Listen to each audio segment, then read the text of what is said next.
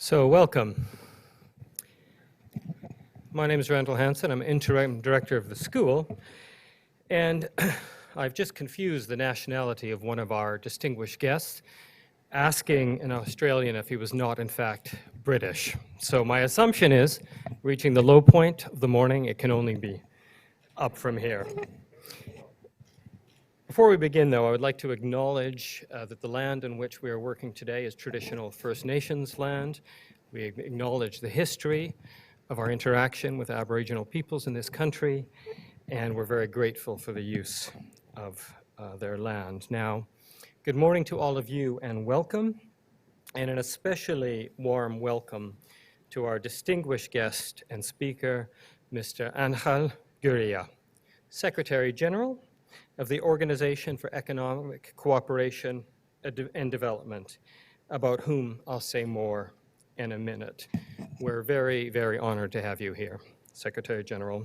To those of you watching us on live webcast today, welcome, and please be sure to follow along and to share your thoughts on Twitter using the hashtags #OECD Climate Talk, that's hashtag OECD Climate Talk, and hashtag Monk Talks.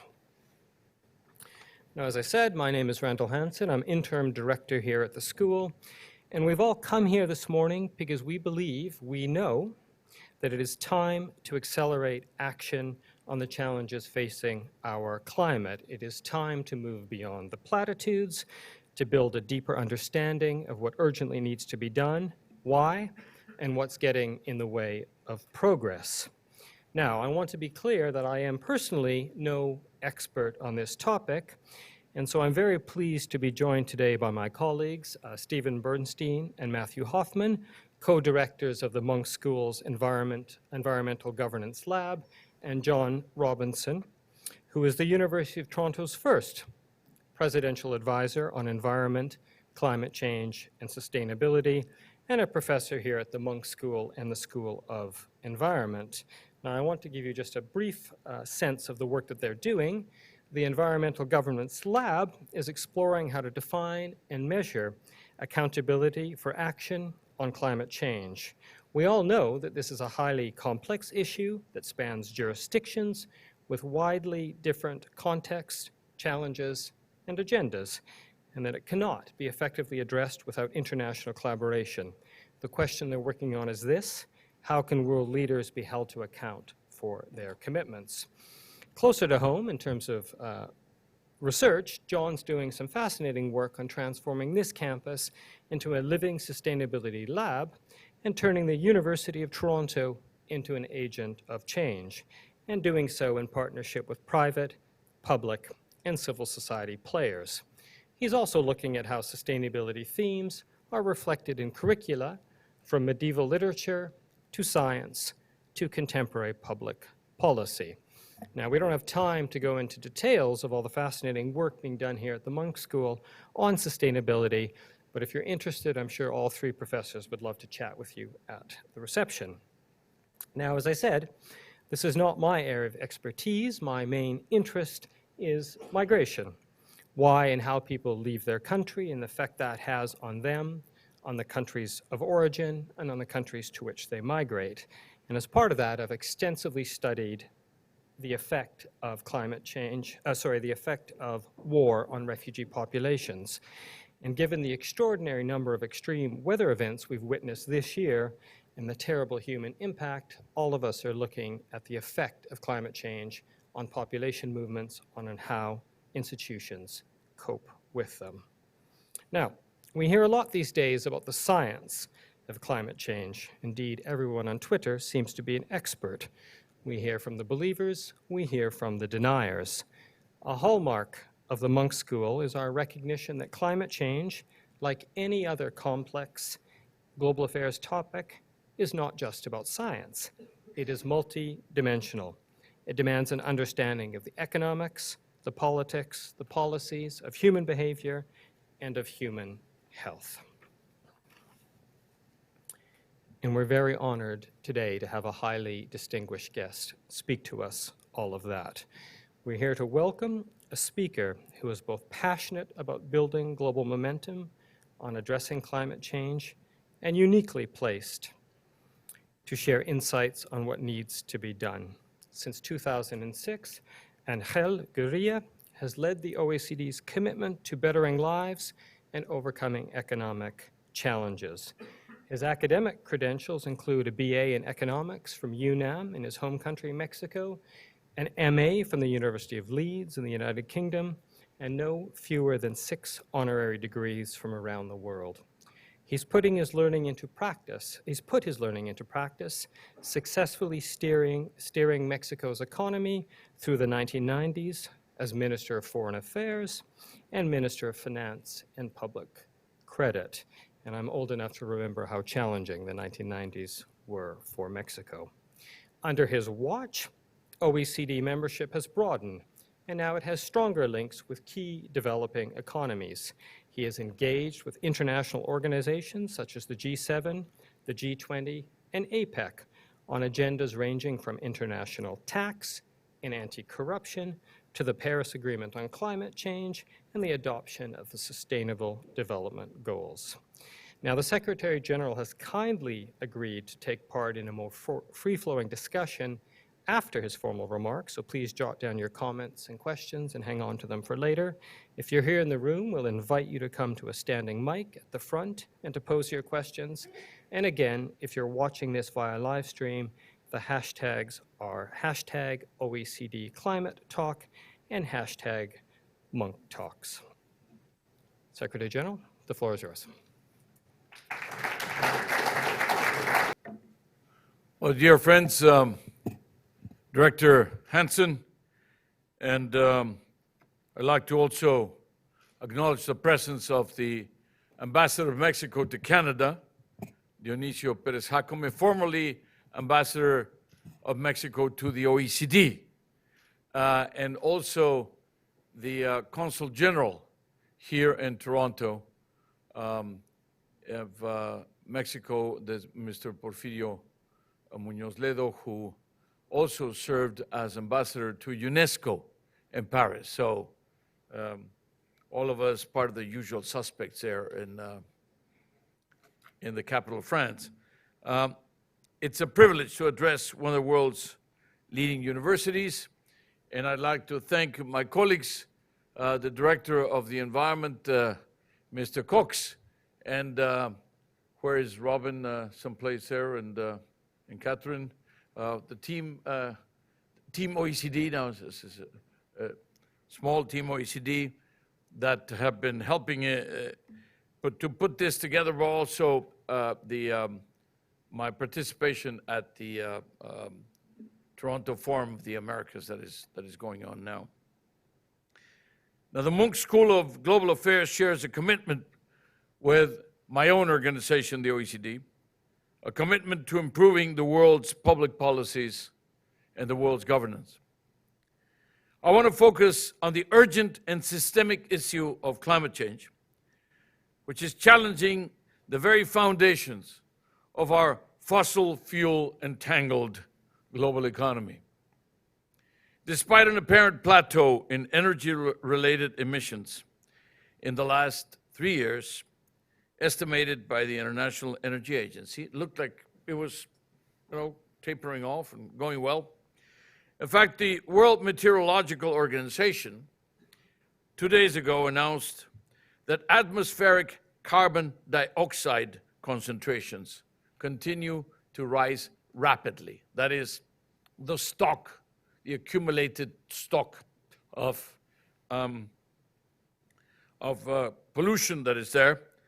And it said that in 2016, they grew at 3.3%, when the average of the last 10 years before that, it had been 2.2%. So in 2016, something happened that there was a 50% increase in the speed of growth of concentrations. It's measured in particles per million in the atmosphere. Now, we don't have to get too technical. It's bad news. It's bad news. But yesterday, the United Nations issued something that they call the UNEP Gap Report. and the UNEP gap reports says that if we continue along the lines at which we are, if we maintain the speed which we're maintaining now, come 2030, which is a time where we're going to be measuring how we're doing, we will be 30% above the target in terms of emissions.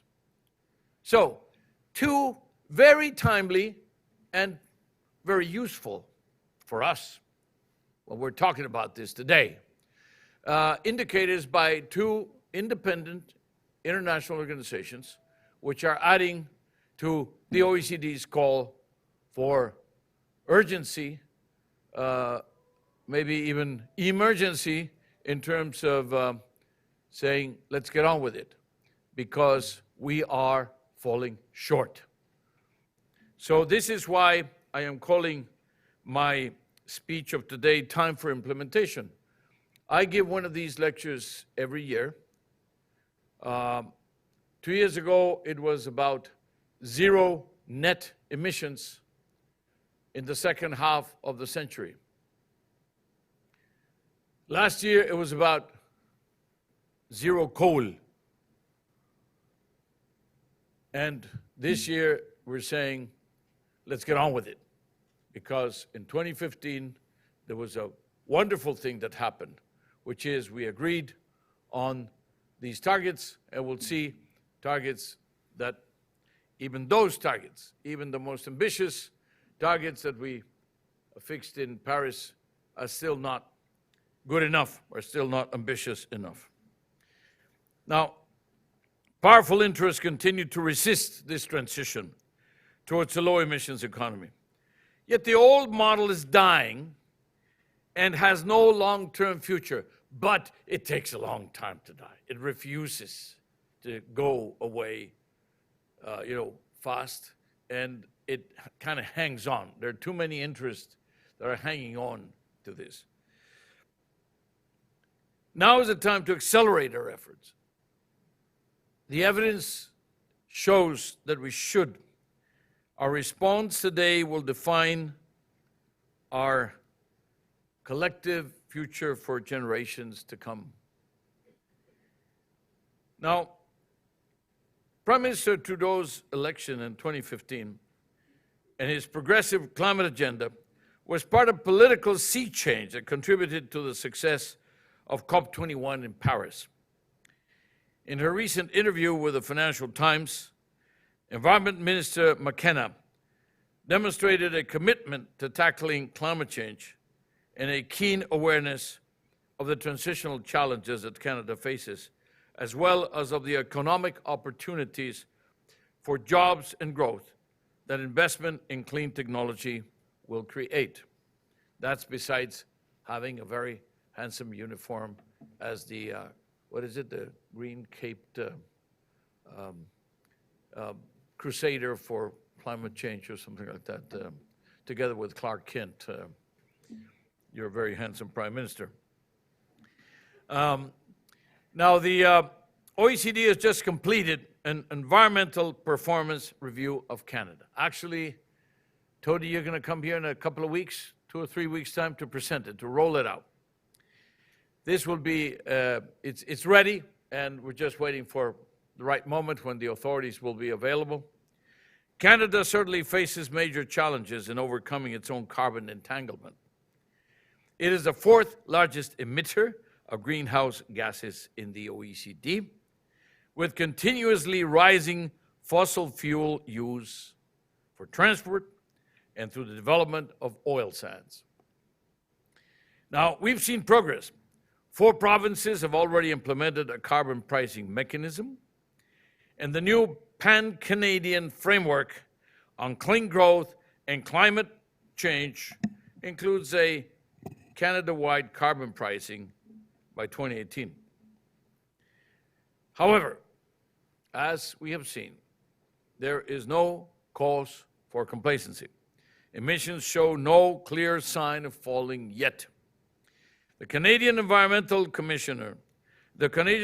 Commissioner's recent perspective, he just wrote a report, is a salutary reminder that plans need to be turned into action.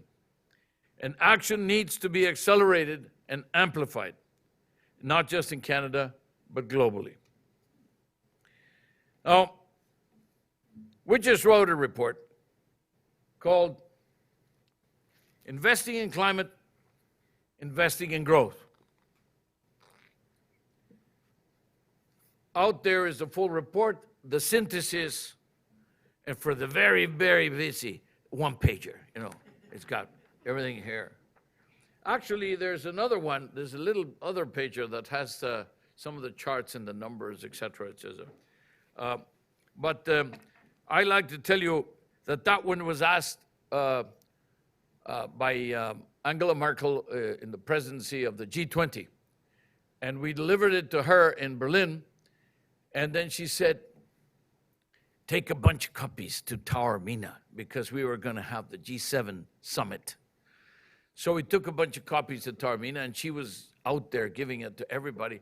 But she made a big point about giving it to, of course, Donald Trump. And now this was only 1 week before the United States decided to leave the Paris Agreement. So perhaps we were a little too late. But basically, the important thing is, how do you marry the two words climate and growth? And basically, the whole work is dedicated to proving that defending the environment and fighting against climate change can be a good source of business, of investment, of jobs, of technology, management, et cetera. And hopefully, well, we'll be able to make some people convinced of this fact. Now,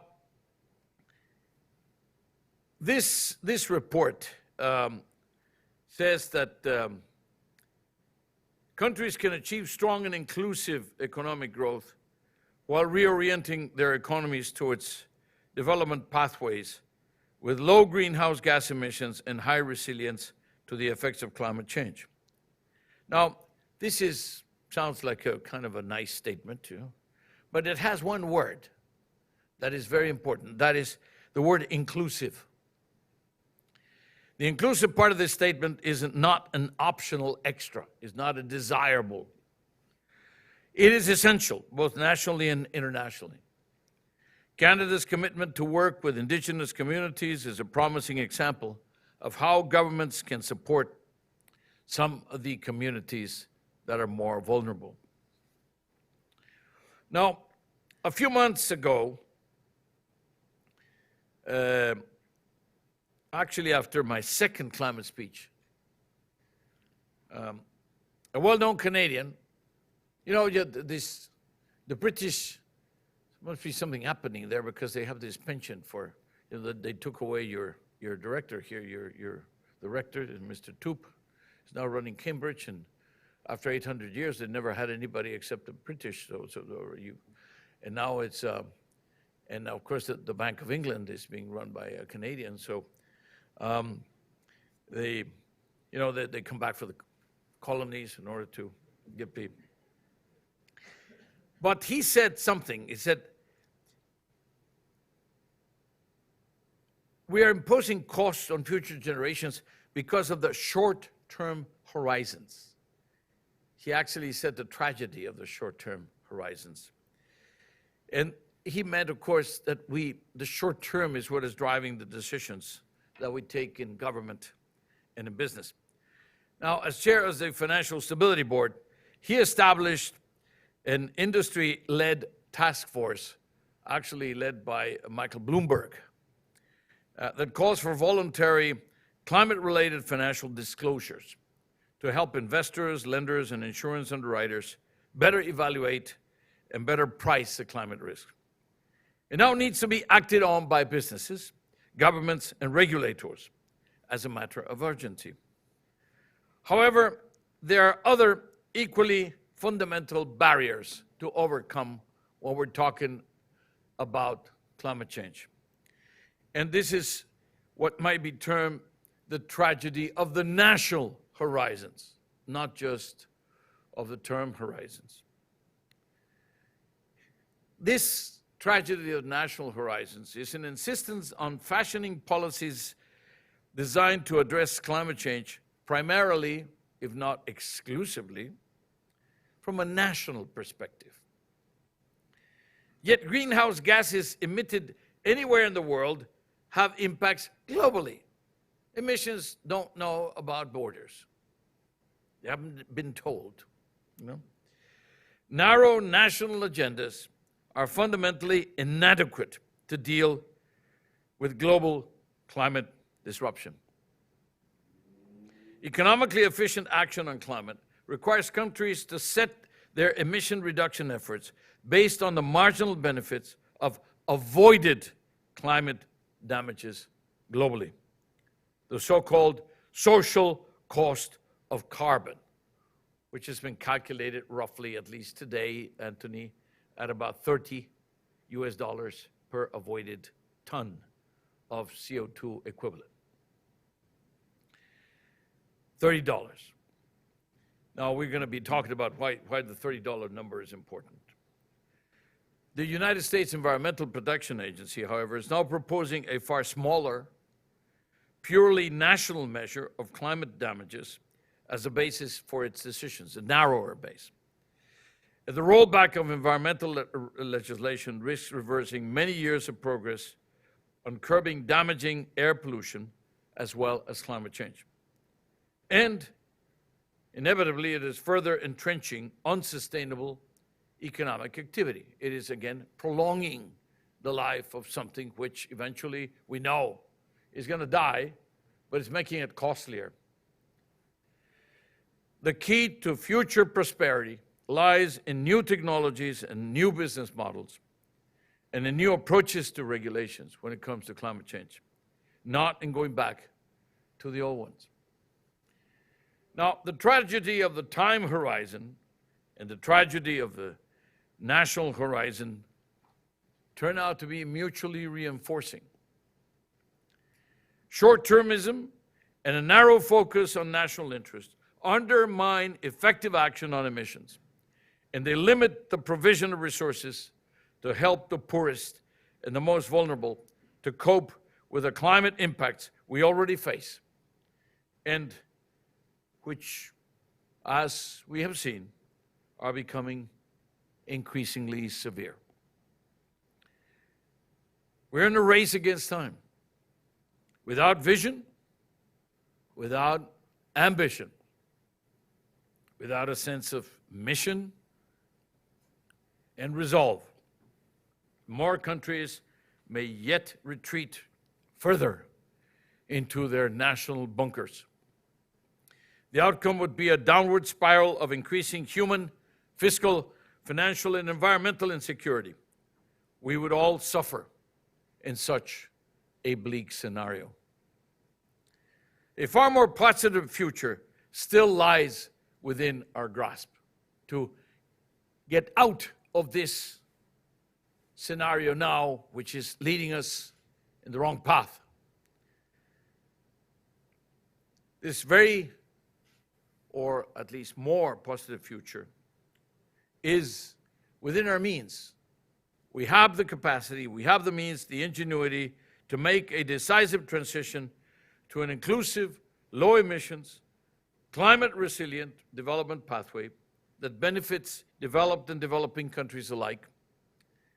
But we need to combine pro-growth structural reforms with coherent climate policy and ensure that they are both aligned with other sustainable development goals. In the Paris Agreement of December 2015, we now have an international legal instrument that could measure up to the scale and urgency of the climate challenge. And remember, 2015 also determined the SDGs, the Sustainable Development Goals. So we have those also to put the climate effort in the context of those other ones. After the latest IPCC report, countries can no longer credibly argue that better evidence is needed before we take action to protect the environment. The OECD was pleased to have played a positive role, both through the OECD, the IEA, the International Energy Agency, which is an agency within the OECD. We have a group called the Climate Change Experts Group. But we also provided transparency on the progress towards achieving the 100 billion commitment that developed countries made for the benefit of developing countries to help them pay and deliver on their commitments on the Paris Agreement. Because, of course, what they were saying is, I want to, but I don't have the means. So developed countries got together and said, okay, we'll commit 100 billion to make it possible for you. Now, the first opportunity to take stock of countries' collective mitigation efforts under the Paris Agreement will be what is called the facilitative dialogue. This will be held next year. 2018 is a big year because that's the stocktaking, the first stocktaking. After that, we go every 5 years. It will also inform the preparation of subsequent nationally determined contributions, the so-called NDCs, and could potentially influence updated, more ambitious versions of the current targets. Every 5 years thereafter, global stocktakes will provide further assessments of collective progress towards achieving the purpose of the Paris Agreement. It needed somebody like Laurent Fabius, needed somebody with a big tooth and reading very carefully the mood and saying, well, the only way in which we will actually get 200 countries to commit to something as important as emissions targets today is to, number one, give them a little bit of time to prepare for the stocktaking.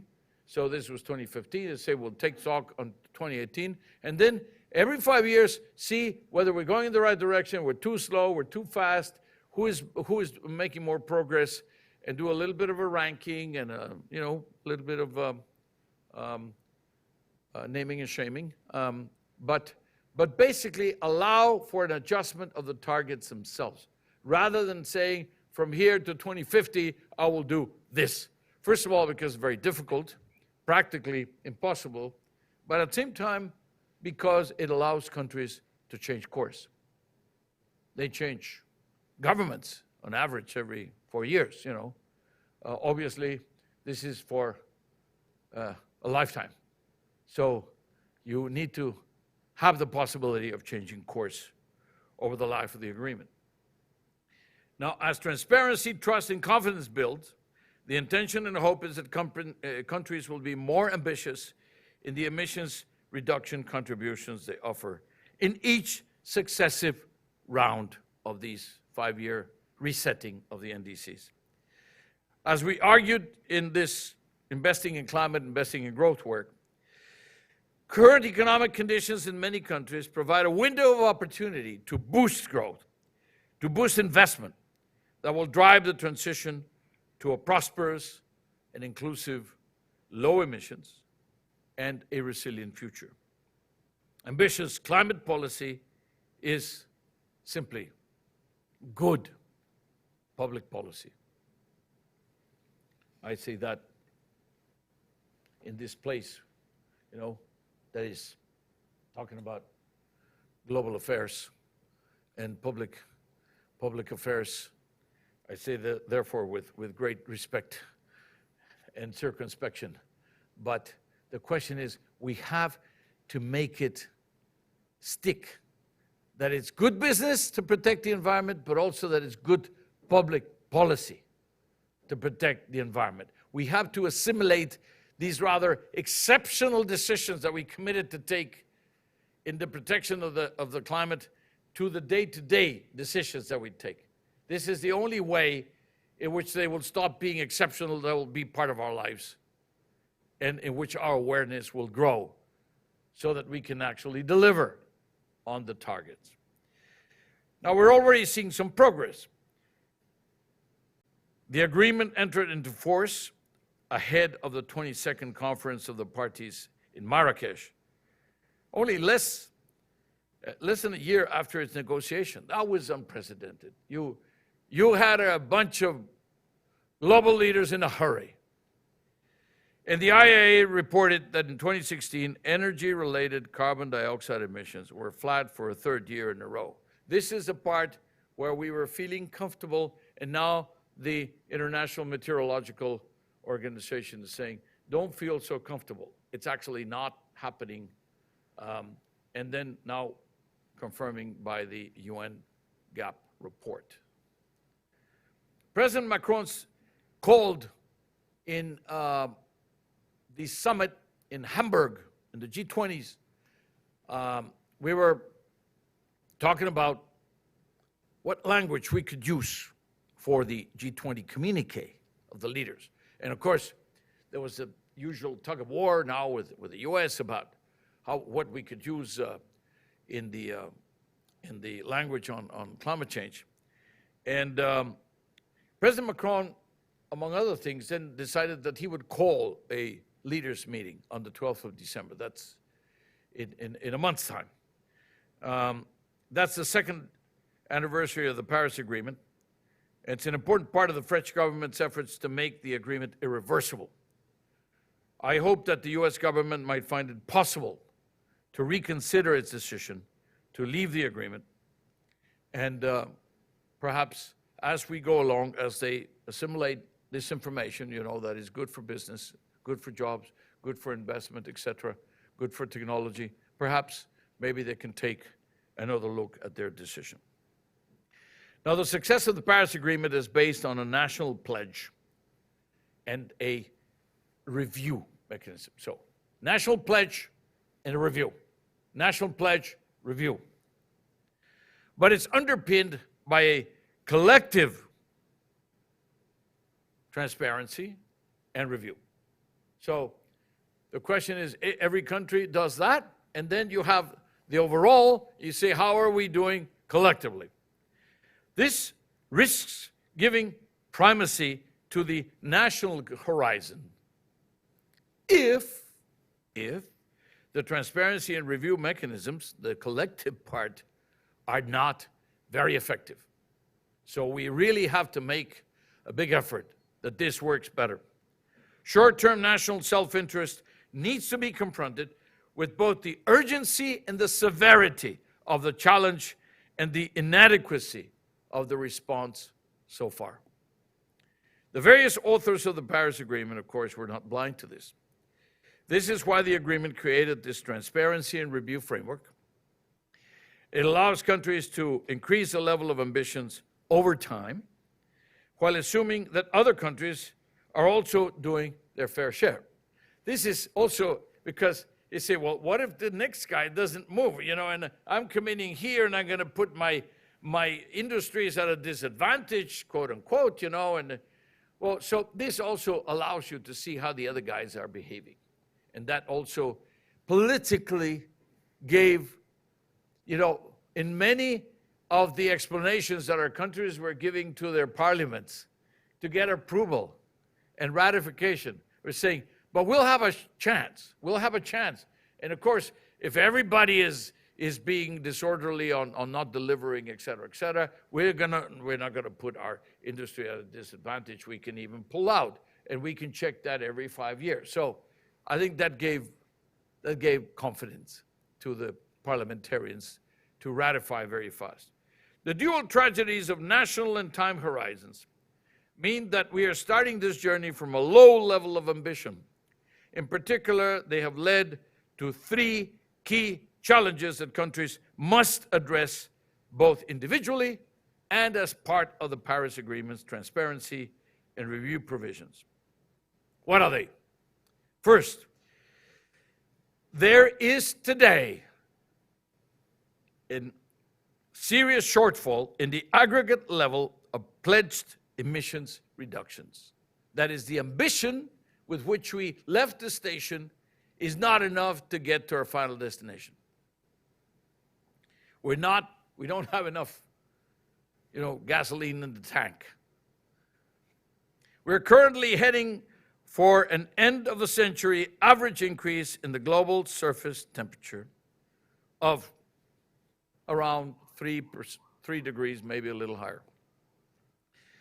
Now, this is with today's level of ambition. This is why, we're saying maybe the countries are behind the levels of ambition that they committed to in Paris.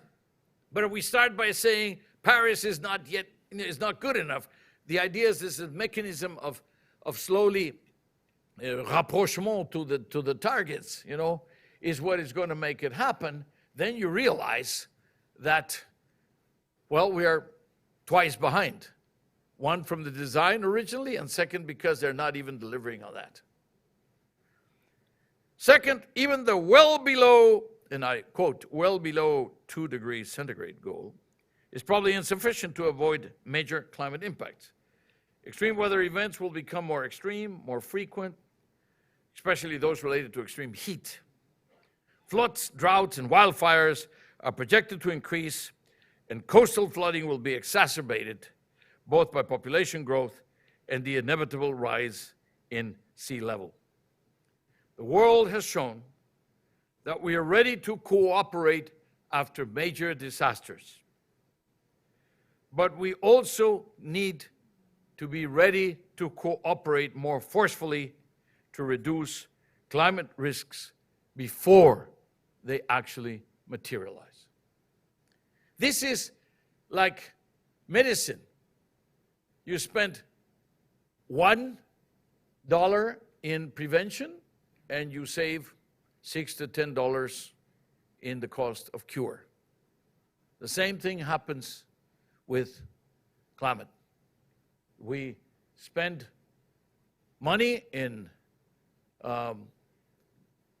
mitigation today. We spend money in, we already, by the way, are spending a lot of money in adaptation to the damage that has already been done. This is something that there was no awareness of this until very recently.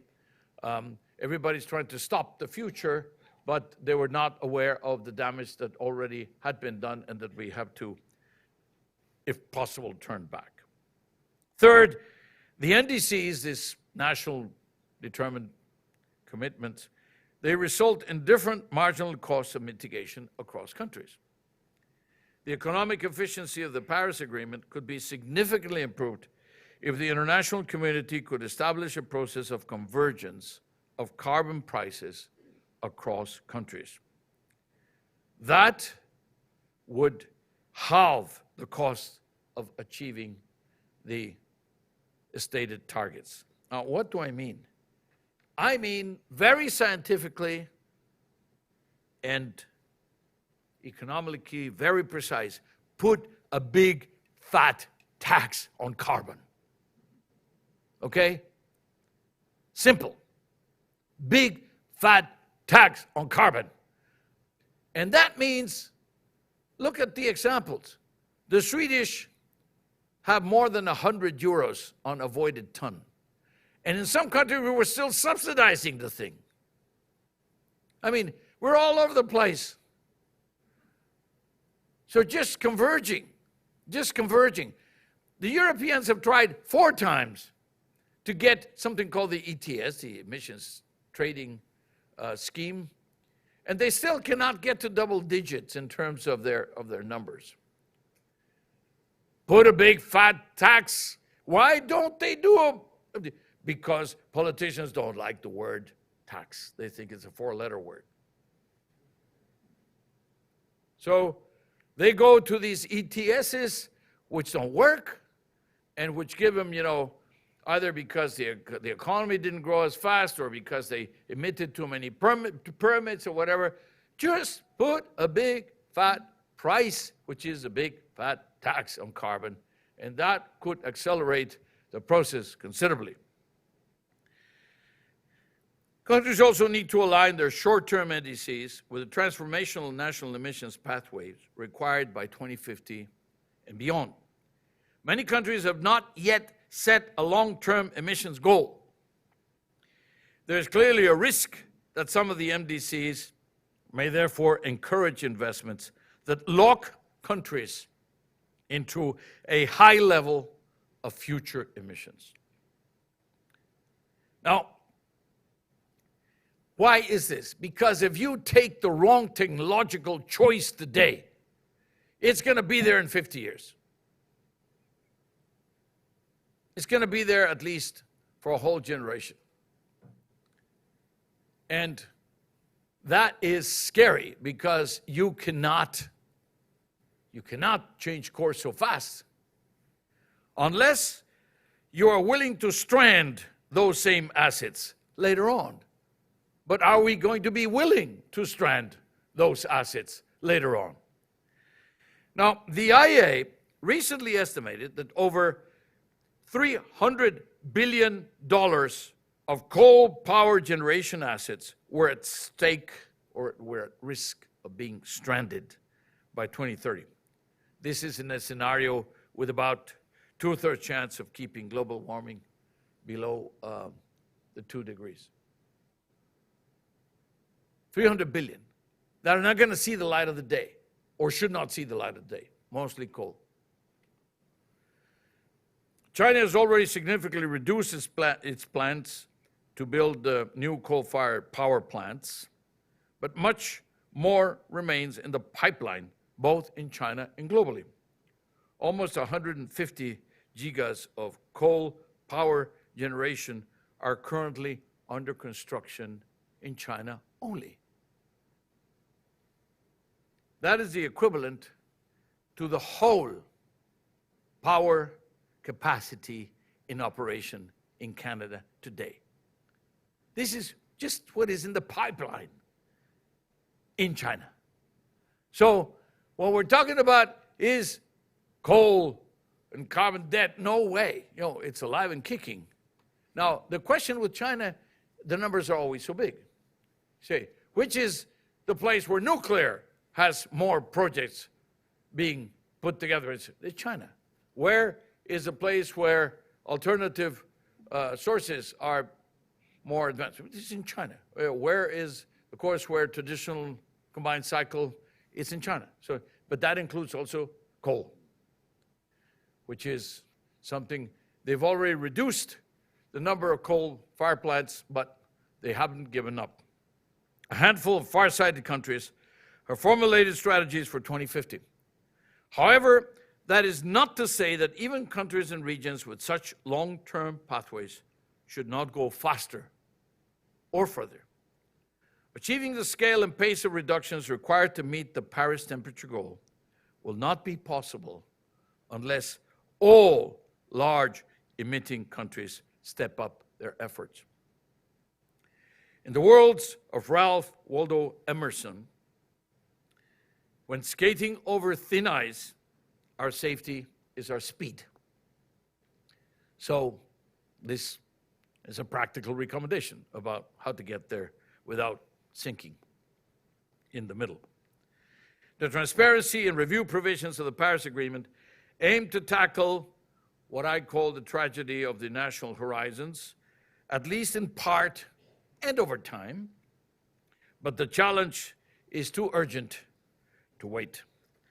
Even from a purely national perspective, as I mentioned, the current NDCs are insufficient. Now, countries are linked through intricate trade and global value chains. Damages elsewhere in the world can impact the ways that countries today perhaps do not fully understand. And I remember a very clear example, because we speak about these things, they sound so theoretical. I remember when Fukushima happened, I was in the region, and I was in Tokyo a few days later. And I remember that, well, basically, we were brownouts, you know, and embassies were saying we're going to pull out of Tokyo, and it was very dire, kind of a, you know, it's just terrible situation. Nobody knew what was the consequence. And it was really kind of a, but one of the consequences is that two very important makers of parts of cars, in particularly some components of the code part, the component part that was for computers in the cars, had been washed out. And therefore, the whole of the car industry stopped. But then everybody kind of regrouped and said, okay, what do we do now? I said, okay, this can be done in Thailand because there are a bunch of factories there and they already produce some of this, so we should just, put up their capacity. And then what happened in Thailand a few weeks later? They were flooded, and that included those companies. And again, the whole car industry of the world stopped cold. And actually, for that quarter, Canadian GDP, I remember very well, suddenly they presented with, the numbers for me. It said the quarter GDP, Canada is not growing. What's the matter with Canada? Well, the car industry in Canada, there had been some bad weather in the sea and whatever, but the car industry in Canada had not been able to operate because of Fukushima and then because of Thailand.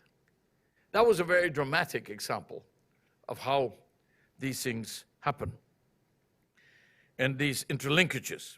And that's also why we should be very aware of the dangers that we run by letting these things. They're not theoretical, they're not, a subject of academic discussion, they're real. Now, the potential for the climate system to throw up nasty surprises, such as even more extreme events and possible tipping points, is always there. While the precise extent of the contribution of climate change to the recent Atlantic hurricanes will take time to uncover, there is clear evidence that higher sea surface temperatures as a result of climate change increase the intensity of tropical storms when they develop. The newscasters call them the fuel that these storms get because the top layer is warmer. So a more precautionary approach is justified even if policymakers remain constrained within their national horizons. And this is even more true in large emitting countries that are also vulnerable to climate impacts. They internalize more of the global externalities of climate change. And all you got to do is walk through Delhi or through Beijing in order to realize that they are internalizing the externalities. This is a very difficult way of putting things. It's almost made for nobody to understand. Internalizing the externalities. That means they're polluting the world, but they're polluting themselves first and foremost. We've calculated there'll be a few million more deaths because of bad air in places like China by 2030, 2050. Third, purely national incentives to reduce emissions should also be enhanced by the co-benefits of mitigation action. To a large extent, the same economic activities, coal-fired power, transport, agriculture, lead to emissions of greenhouse gases and air pollutants. So, linking action on air pollution and climate is a particularly powerful way of overcoming both the tragedies of national and also of time horizons. Rapid technological development is creating a powerful competitive dynamic that will enable governments to justify more ambitious action, even with these constraints. Earlier this year, in competitive bids from companies to supply renewable energy power purchase contracts in India, clean electricity fell to as little as 3.8 cents per kilowatt hour. This is far below the fossil fuel alternatives. And I could add to that the recent experience in Mexico, which have liberalized their energy sector and which then opened it up to say, okay, you sell me the kilowatts and you tell me at which price, and you compete, bid for everybody there. And they got around 3 cents, where normally they were getting, 5, 6, 7, 8, sometimes even double digits at 10 cents. So what is happening is that cleaner energies are becoming increasingly competitive. Action based on purely national considerations, however, is not enough. Climate is a global problem, and the level of mitigation action in each country should reflect the global, not the national level of marginal climate damages. Over time, the transparency and review mechanisms of the Paris Agreement should help overcome this barrier.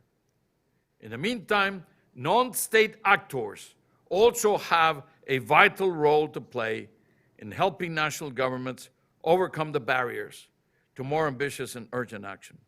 Such actors include mainstream businesses, financial organizations, cities, states, and other subnational governments, intergovernmental organizations, and non-governmental organizations, civil society as it is called today.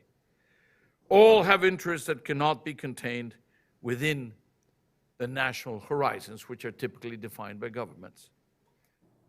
For example, a business dependent on global value chains will take a very different view than a national government when talking about climate impacts in a specific region. Insurance companies have to be at the leading edge of action when talking about the financial sector. Insurance companies are exposed on both sides. They're investing, they constantly have to be investing their assets, the long-term assets, and they're investing in maybe some assets that will not see the light of the day, the whole life cycle, because they're going to be stranded. But they also, of course, have to take a look at paying the damage that is caused to those that have been insured. Pension funds are pioneering efforts to decarbonize their asset portfolios. Sovereign wealth funds, for example, the Norwegian, it's very famous because the biggest, and took this big decision, say, we will not invest in anything that is, loaded with fossil fuels. Any balance sheet that is loaded with fossil fuels. Financial markets also are responding. Green bond issuance is expected to reach 130 billion this year, as opposed to 80 billion last year, so it's growing very fast. And actions by cities will have major consequences for our ability to manage and adapt to climate risks.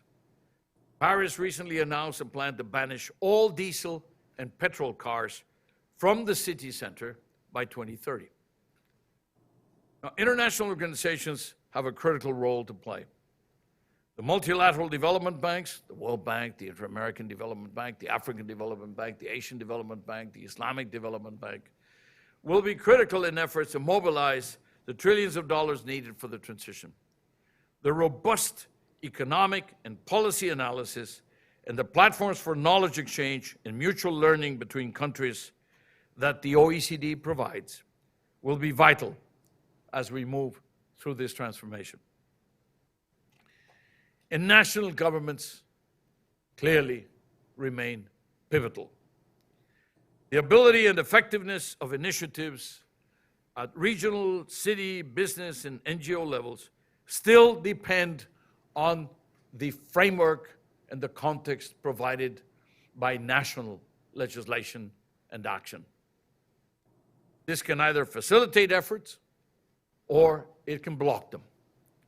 Governments must take the lead. They should do so as a recognition that they are part of a global effort looking beyond the national horizon. And action can be politically daunting, can cost you votes, but procrastination will cost you more votes in the end and will only make the situation worse. First step is to set a challenging but realistic level of ambitions. And there are exciting things happening here. The Nordic countries are a good example. By 2050, Sweden intends to achieve zero net emissions of greenhouse gases. And I say net because they may be emitting someplace, but they may be capturing in some others, so zero net emissions. Denmark has committed to 100% renewable energy supply. Very interesting examples. To deliver on these targets, governments then need to set carbon prices, again, the big fat price on carbon, that increasingly reflect the global, not just the national social cost of carbon. the $30 I mentioned as a minimum, and that, of course, $30, that was 3 years ago. It has to be adjusted with inflation by year. Yet many carbon dioxide emissions are not priced at all. They have no tax, no penalty. And 90% of the emissions are priced at less than $30 per ton in G20 countries. So we are underpricing even when there is a price, but mostly we're not even pricing.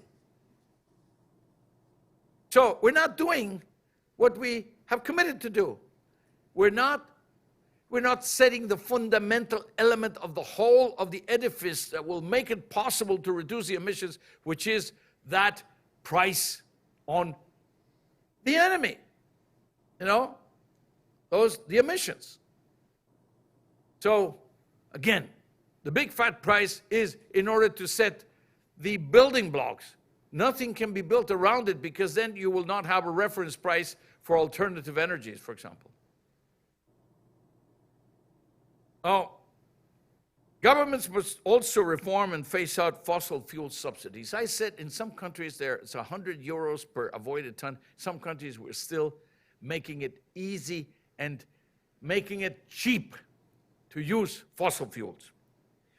Now, these subsidies globally amount to $500 billion per year. This is the most badly spent money. It is bad for the budgets, it is bad for the environment, it is bad also for the progressivity, because most of these subsidies are captured by the people who are better off. So it's bad, bad, bad. Lose, lose, lose. Government should also review wider policy, financial, and planning frameworks. Long-term planning in infrastructure is key if we are to avoid further carbon lock-in from the trillions of US dollars spent annually on infrastructure. Targeted measures can compensate for any potentially regressive impacts of climate policy on poor households. Now, we've seen tremendous cost reductions in solar, in wind technology, the improvement of batteries, for example, battery technology, and the emergence of new business models in transport. But much remains to be done to ensure that we have the full portfolio of technologies needed later this century. Governments must step up to the mark, as Canada is doing, by the way, in pioneering carbon capture, utilization, and storage.